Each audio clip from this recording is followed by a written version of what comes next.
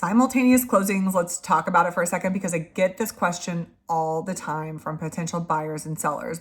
A lot of you guys are in the same boat where you need to buy a home for various circumstances. You currently own a home and all your equity, so everything, all the money that you need to use as your down payment to pay your closing costs and things like that are wrapped up into the home that you currently own. But you need to move. For whatever reason, you need to move and you need to sell. So what happens is basically you're called a contingent buyer. And what that means is you're contingent on the sale of your home. It's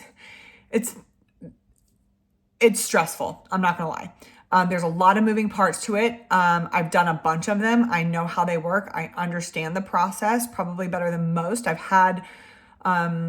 had one client in particular where we had to get I was representing them in the sale of their home and also in the purchase of another home.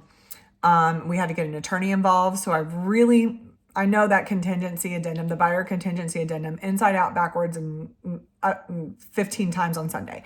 I understand that document better than most agents do. But the way simultaneous closings work, we'll go through the contingency addendum and how that works and explain the process of you're trying to sell a home and you're also buying a home. So to quickly recap that video, basically, there's two ways to go about it. You can either find a home and hope that the seller will accept the contingency to sell. So there's two different contingencies. It's contingent to sell your home or contingent to close. Contingent to sell means your home is not on the market or it's currently on the market and we don't have a buyer yet. So we have no executed contract on it. Contingent to close means that we have a current buyer on the home. We already know what your close of escrow date is. If I'm recommending which avenue to go, avenue 2 is always better because we have hard numbers that we're dealing with. We have hard dates that we're dealing with.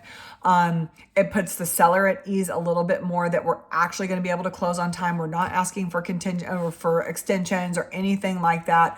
There's a little less risk for the seller, which in this case matters if you're the buyer. So I would recommend going with scenario 2. So I'm going to explain it to you that way. So let's say we've put your house on the market. We have a buyer on it. We know what the closing date is that we're working with. We actually know the net amount or we have a good idea of what the net amount that you're going to get on the home is. Prior to doing any of this, we've already had you talk to a lender. You already have your numbers lined up. So the lender says, okay, if you sell your home, we're estimating about X amount in closing costs. So we're estimating that your net proceeds after everything is paid for that you need to pay for. You've paid off your loan. Your closing costs are paid for. Agents are paid for, all the things. We're estimating that you're going to walk away with X amount of money. And that's how much you can use for down payment closing costs on the home that you're buying. All right. So we already have those numbers in hand. We go out, we get your house on the market. Once we get it under contract, we start looking and we're looking hard for a home. During that time where we're trying to get your house on the market and all of those things, we probably have, since we know your budget, we know where you want to be, we're probably looking at homes, keeping an eye on homes, making sure that there's homes in your price range that make sense for you, that would work for you. We maybe go see a couple. I don't recommend writing an offer until you have a buyer on your existing home. There's a million reasons why, but the most important ones are the ones I stated earlier in the video, which are you need to have hard numbers. We need to know what numbers we're working with in terms of the closing. So once we know what somebody's willing to offer, what you're willing to accept on the home, we can calculate a more accurate closing cost. It's less of an estimate and more of an actual true number. Once we get your loan payoff amount from your current mortgage servicer, we can that really gives us a very clear picture on how much money you're getting back. We also know dates. So we already know what day you're supposed to close on your other home. And we can work with that. And typically what I do with my listings where I know my buyer is contingent and they're looking for something else is very rarely do I recommend doing an extended close of escrow for buyers that are contingent, that are looking for another home, that don't have a home in mind, that aren't under contract on another home. I actually recommend a more extended close of escrow period just to give you a little bit more time, especially in a market where things can be a little volatile. It can be a little hit and miss. We just don't know. Every seller's circumstances are different. So we'd have to talk about specifically your circumstances and what the goal is, and then we can come up with a game plan. So this is just broad strokes game plan. This isn't like specific to anybody. This is just not knowing specific circumstances, kind of the overall strategy that I would use. I would recommend you get your house on the market and under contract first, maybe do a 45 to 60 day close of escrow period that we can adjust. Once we find something, then we just make sure that the buyer is on board, that we're going to move everything up if we can move it up. We just need time to find a home first. So we make sure that we have all of that in place first. We go find your home. And then ideally what we're doing is we're doing what's called a simultaneous closing. So hopefully we're able to work it where we have both homes with the same escrow company, title and escrow company. So one company is handling the sale of your home and also the purchase of the other home. Ideally, that's how it's done. In a perfect world, that's how I would have it. The reality of that situation is very different. And so sometimes we have to have two different title companies for a number of reasons. That's totally fine. The most experienced title companies understand and know how to work this out. So what we like to do is do a simultaneous close where both properties close on the same day. Well, then what happens? Well, if you're selling your home and we close the same day that you're on both homes, you actually have to be out of your home the day before closing or a couple of days before closing. Well, now you're displaced for a couple of days, right? Like that's also a fear. I don't want to have to move twice. How do I get around moving twice? Well, there's various strategies and things that we can do to ensure that maybe we're able to get a post possession. So maybe on the home that you're selling, so 123 Main Street, we're selling 123 Main Street and we're moving to 123 Poplar Street. The property on Main Street that you currently occupy that you are selling, maybe we discuss it with the buyer and we say, okay, they're under contract to purchase another home. We want to close them on the same day. We're trying to make it so that they don't move twice. Can we get a 3-day post possession? Can the seller stay in the home for a couple of days just so that they're not having to move their belongings in storage for a couple of days and then moving out? Typically, that is the most effective, easiest way to do it.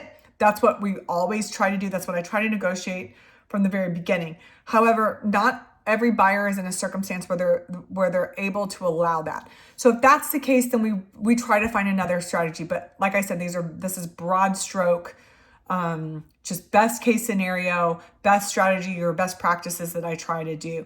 So when we do the simultaneous closings, basically, if we're at the same title company, they can basically release one to record once that one has recorded with the county recorder's office, the sale of the home has recorded, then they already have all the money there because that money has been sitting there for the sale of the home. Then what we do is we say, okay, we've closed this one. Now we need to close the one that they're buying. Both close on the same day. Everything's great. Hopefully we've negotiated a couple day post possession so that you're only moving one time. Let's say that we're with two different title companies. So we have the sale of the home with one title company and the purchase of the home with another title company. Well, ideally what we have to do in that scenario is we have to make sure that the lender on the home that you're selling, so 123 Main Street, that's the home that you're selling, that's the one that you're living in right now. Your buyer's lender, assuming that they're doing a loan, they're not cash, we have to make sure that that lender initiates the wire transfer to fund the loan the night before, so that we're able to close before the wires are cut off. So you can only send a wire before a certain time, and it's dependent on the time of the year because it's all based on the East Coast time. So we want to make sure that we can close the home that you're selling in the morning. Once that home is closed and sold, then the proceeds from the sale of your home get wired directly over to the title company that's handling the purchase of your home, 123 Poplar Street. And then they actually handle the closing of the home, but we have to wait for that money to go from title company A to title company B. So that property that you're buying probably isn't more than likely going to close until later in the afternoon. More than likely, you're not going to get your keys until that afternoon. So you'd be able to start moving in that day. But more than likely, the buyer on the home you're selling is not going to allow you to close without all your stuff being out of it. So that's why we have to do the post possession. So we try to have that all set up so that everybody closes on the same day, and we're doing what's called the simultaneous closing. You're a contingent buyer, so we are using buyer contingency addendums and all the proper paperwork. But in the end, we're making it so you're buying and selling on the exact same day, and we're giving you a little bit of wiggle room, leeway in the purchase contract to ensure that everybody, like, that nobody's having to move twice, and the ease of the transaction happens. So there's a lot that goes on behind the scenes. There's a lot of moving parts. I would say in a case like this, the most important things are you have an experienced escrow officer, which I work with, a really great one. I've worked with her for a very long time. Her and her team have done 1 million of these for me. You have a great lender who understands the contingency side of buying a home in addition to selling a home. And you just surround yourself with very experienced people that know how these things work, that know that there are problems that are going to come up and how to alleviate and deal with the problems so that you're not stressed out. Because like I said, it's a super stressful process. There's a lot of moving parts. The majority of that falls on the team of people to make sure that those moving parts stay working together. So myself, the other agents involved, there's multiple agents involved between the buyer's agent and then the listing agent on the other side. Everybody's communicating with everybody, the title companies, everybody's all on the same page, so that if a problem arises, we know what the problem is and we have a viable solution before I come to you and say, okay, here's the problem, here's what we're proposing to do to fix it, and we talk it through that way. So it's not a question of can it be done, and 100% can be done. I've done it a bunch of times. It's a question of you have to make sure that you have all your ducks in a row, and you understand that it's going to be a super stressful month for you, more than likely, super stressful couple of months.